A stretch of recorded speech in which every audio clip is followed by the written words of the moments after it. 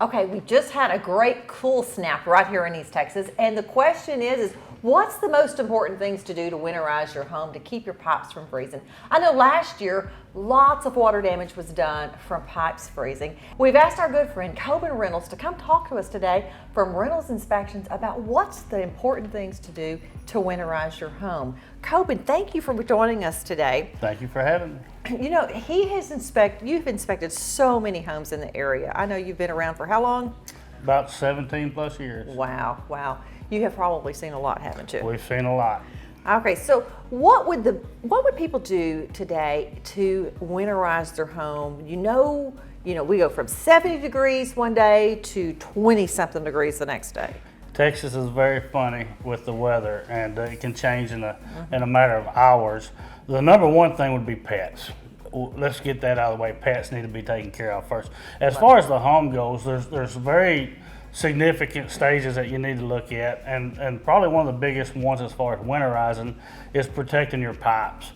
So definitely removing water hoses, insulating your outside faucets, exposed water lines for your sprinkler system in areas that can be damaged by freezing cold. So the little styrofoam looking caps that go over your water hydrants outside, Lowe's carries them, Home Depot carries them. They cost about $1.50 a piece, something like that. It's the best investment you can make. The number one thing people forget is to remove their water hose and then put those on.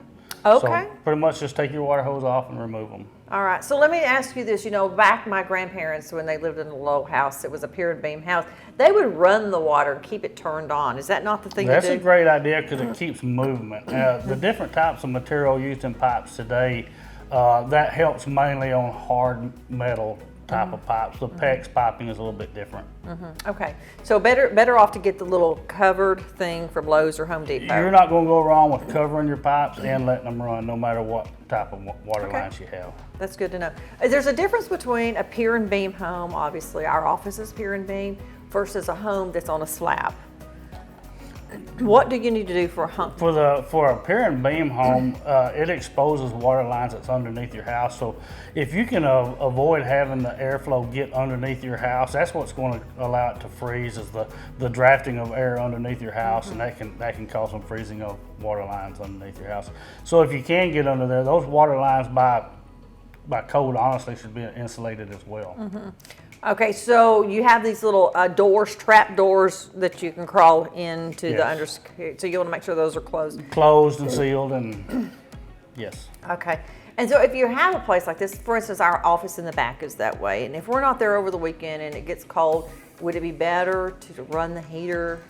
Running your heater, turn the water on. There's some other aspects that you can do as far as winterization. One is get a good thermostat that works well. To do that, definitely always ensure that your furnace is serviced and ready to run. So those two things work hand in hand, but keeping a good heat, a good tolerant heat in your home will help tremendously. Okay. Kitchen sinks, I know in these old pier and beam houses, sometimes, is it good to run the water in those when it gets cold? It is. Pretty much run the water on any faucet or fixture that's on an outside wall, be it outside or inside sink. They need to, those would be a good idea to keep running and dripping. Good. Any other helpful tips you could tell us? Oh, there's a lot. There's a list of things you can do. Probably the next biggest thing would be to prevent some damage is to keep your gutters clean. We want your gutters working well. With fall having just passed and all the leaves now, we don't want the leaves in there blocking water, holding water and freezing. You can caulk and seal windows. That's a preventative maintenance, needs to be done every several years. A couple of things people really don't think about is, number one, staying prepared with water, firewood and stuff like that. But the other thing is to make sure your detectors are working, your smoke detectors and carbon monoxide, because you're using different types of heat. So you want to backdate and be safe on what you're going to do to heat your home.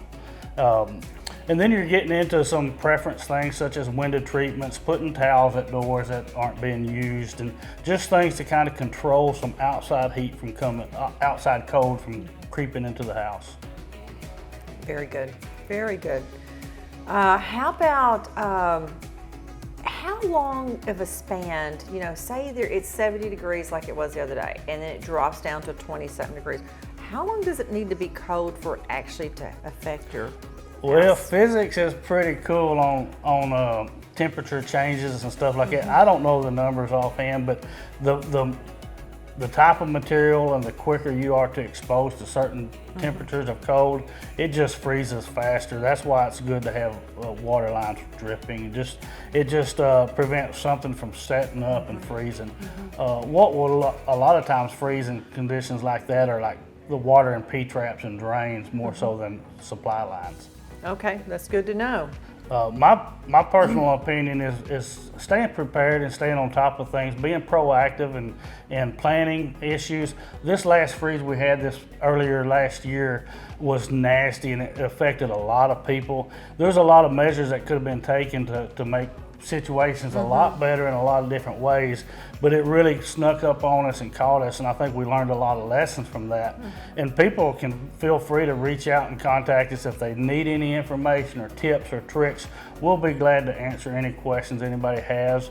But just really being prepared is key, and we can help anybody do that with any way we can. Okay, wonderful. Coben, thank you for joining us today. You're welcome. Thank you for having me. Thanks.